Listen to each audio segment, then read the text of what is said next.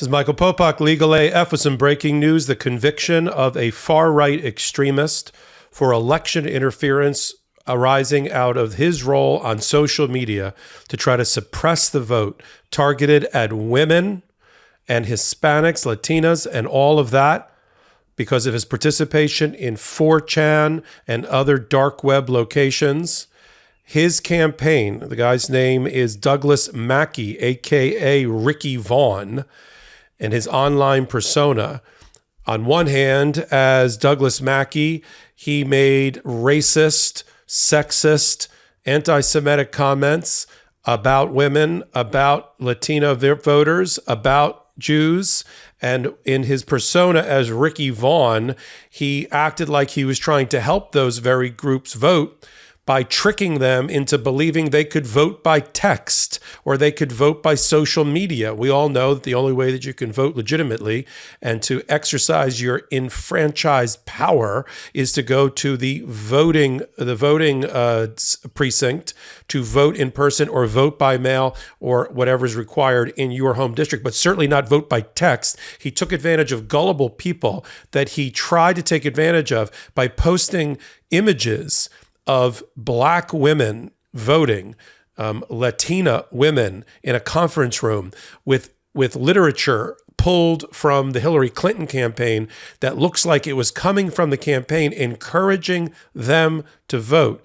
In truth, Douglas Mackey, 33, from West Palm Beach, Florida, is a virulent racist who actually believes, and this came out when he took the stand in his own defense at his trial just recently, that he doesn't believe that women have the right to vote at all. He actually believes that the 19th Amendment to the Constitution, resulting from the women's suffrage movement, giving women the right to vote, should never have been passed and it should be repealed. He doesn't think that immigrants, this is his words, not mine, and in cross-examination by the U.S. Attorney's Office for the Eastern District of New York, which is Brooklyn, on the stand, he's the only witness to take the stand in his defense was himself, waiving his Fifth Amendment privilege. He actually, under cross-examination, said he doesn't believe that immigrants, not illegal immigrants, just people that have some sort of immigration status going back to their grandparents or great-grandparents like me, for instance. I don't have the right to vote, and only people like Douglas Mackey have the right to vote. This is what the cross-examination revealed. Mr. Mackey, because they had him recorded already on various social media and podcast evidence coming in, had to admit under vigorous cross-examination that he had made all these statements and believed all these things back in 2016. Now, just to show you the pace of justice, how the wheels of justice turn, many people are upset about how long things are taking related to all things Donald Trump. This is a normal pace, a normal time interval for a case. Mr. Mackey was indicted in January of 2021. Remember, the election was in 2016. So he wasn't indicted for 5 years after the election. And then his trial led to his conviction in March, the end of March of 2023. So we're talking about, 7-8 years from when he actually did the bad deeds to when he got convicted. So everybody that's like, Jack Smith's not going fast enough, Merrick Garland stinks, and the rest about Alvin Bragg and Fani Willis, this is a normal case. A normal case takes a lot of time, usually between 1 and 3 years from start to finish. But Douglas Mackey is going to jail and has been convicted of a jury of his peers in Brooklyn, New York, led by the Eastern District of New York U.S. Attorney Breon Peace and the chief of the FBI who led that investigation. Now, just to show you, for instance, in the cross-examination, when this idiot took the stand in his own defense, probably believing he had no other shot of winning, although reporting in the courtroom for people that were following this reveals that at one point he thought his testimony went pretty well, and that since the U.S. attorney had decided not to bring in any one person to testify that they didn't vote as a result of his scheme, that he was in the clear, that he was gonna win. And then when the jury took 4 days to deliberate and seemed like they were deadlocked at one point, he was like cheering on in the hallways of the courthouse and waving to people in the courtroom because he thought he was going to go free. And of course, that's not what happened. And the jury convicted him, which is a great day for justice. Let me just put up on the screen some of these quotes from him under cross-examination by the assistant U.S. attorney. He had to admit that he thought that immigrants shouldn't vote. He also had to admit on cross-examination that he doesn't believe or didn't believe that women had the right to vote and that the 19th Amendment should be repealed. These are his words, not mine, all in front of the jury, made up of men and women, I'm sure, that were all shaking their head about the opinions that he held. He thought and was radicalized by the internet and social media that he had to do everything in his power to get Donald Trump elected, even then, even MAGA then, and the cult then is rearing its head in 2016. Also, in that prosecution, besides his own testimony, there was evidence that was put on, very interesting evidence by the Department of Justice. First, they put on evidence that at least 5,000 people fell for the scheme, fell for what looked like Hillary Clinton campaign literature telling people, hey, just relax and vote from the comfort of your own home. Vote from home. Or vote from your conference room if you're at work. And here's a text, and it looked like it was coming from the Hillary Clinton campaign. And yes, some people watching this hot take might be thinking, well, I would never fall for that. But there are hundreds of thousands of people that fall for scams every day. Calling card scams, gift card scams. Usually it's the elderly, can be, but not exclusively. And so he targeted traditionally disenfranchised groups of people to try to get them tricked into not showing up on election day or do their mail-in balloting. And 5,000 people voted for Hillary by text. Now, how many of those people also didn't wake up and think, I better go really vote? And you can't vote by text. But that was the evidence. And the conspiracy that he was convicted of doesn't require that the government actually put on a witness that says, I was going to vote, but I did it by text because I was misled by Mr. Mackey. It's the conspiracy in order to interfere with the sacred right of voting is the heart of the conspiracy. And the jury believed that the government, the U.S., had proved its case. This is really great news. That theory that was run by the Department of Justice that they don't have to actually bring in a voter that was denied his right to vote or her right to vote to win. And it should send a chill down the spine of right-wing extremists because this now broadens what the DOJ is going to go after. Now, they already have a response, of course, MAGA, Fox, Newsmax, all of the internet trolls, and they say, well, he's only guilty of shit posting. Sorry, everybody, that's what it's called.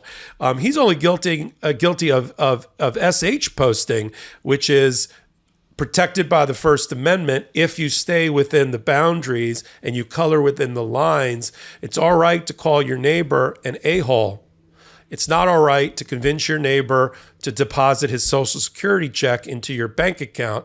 That's not protected by the First Amendment. And it's not okay to try to convince your elderly neighbor that she can't vote in the regular precinct, but that she should hand this person her vote or vote by text. That is a fraud, a civil fraud, and interference with the election process that should not be allowed and is a crime in the United States, as it should be. So for the MAGA right wing to claim that he's a victim, that Mackey's a victim, that he's nothing more than a harmless troll who's just doing, shit posting, is just, again, a trolling way to try to control the narrative and confuse people about what the actual crime was. Thank God for this Department of Justice. Thank God for Breon Peace, who brought the case in the Eastern District and dragged this gentleman's backside up all the way from West Palm Beach, Florida, and to have him sit in trial in Brooklyn, New York, and to await sentencing in a federal detention center. Now, Hillary Clinton, as she's having the last laugh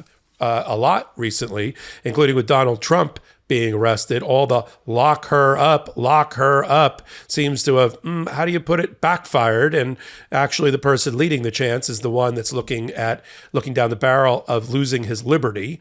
But Hillary Clinton, not only chuckling over that, also had some words to say about Mr. Mackey. She is now, in one of her many roles, a professor of international and public affairs at Columbia University. And she and Nancy Pelosi recently, as of this week, got up on a stage and started talking about all the trolling and the threat to America and the threat to the political process and to democracy that's brought about by social media and trolls and shit trolling and all the rest. And Mackey came up particularly, and she explained to the audience about Douglas Mackey, and then went on to talk about why it is so important that the society at large and the Department of Justice go after and prosecute people like this. And we have that clip now.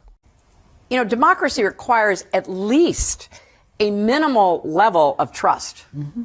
And how do you compromise with somebody unless you have some way to trust what they're saying and what they will do, for example? Mm-hmm.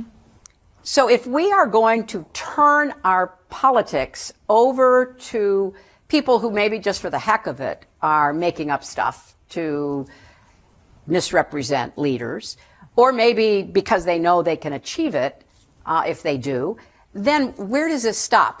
And there was just a trial in Brooklyn where a guy who had been one of the main people running memes against me in 2016. Mm-hmm. He went from what you could consider free speech. I mean, both Nancy and I have pretty thick skins. People say all kinds of things about us. But he went from that to running a very deliberate effort to mislead people about where and how to vote. Yeah. So it went from speech to action meant to subvert the election, because thousands of people who they targeted through their algorithms, I can text my vote for Hillary Clinton. Yeah. Thousands texted their vote.